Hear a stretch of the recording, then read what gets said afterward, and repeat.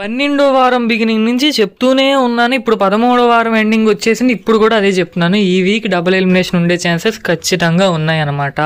మీకు ఆల్రెడీ లెక్కలు కూడా చెప్పాను. టాప్ 5కి 5 మెంబర్స్ మాత్రం ఉండాలి, కానీ 6 మెంబర్స్ ఉండిపోతారు. కాబట్టి ఖచ్చితంగా 13th week or 14th week double elimination జరగాల్సిందే అని.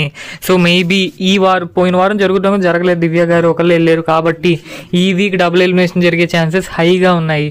డబుల్ ఎలిమినేషన్ కనుక జరిగితే ఎవరు ఎలిమినేట్ అవుతారంటే బాటమ్ 3లో వచ్చేసరికి రీతు గారు, భరణి గారు, సుమన్ శెట్టి గారు అయితే ఉన్నారనమాట. సో వీళ్ళ ముగ్గురులో ఎవరో ఒకరు ఖచ్చితంగా సింగిల్ ఎలిమినేషన్ అయితే అవుతారు, అది వేరే విషయం. డబుల్ ఎలిమినేషన్ అయితే మాత్రం ఖచ్చితంగా రీతు, భరణి, సుమన్ వీళ్ళ ముగ్గురులో అయితే ఒకళ్ళు అయితే కన్ఫర్మ్గా ఉంటారనమాట. ఐ మీన్ డబుల్ ఎలిమినేషన్ అయితే ఇద్దరు అయితే కన్ఫర్మ్గా ఉంటారనమాట.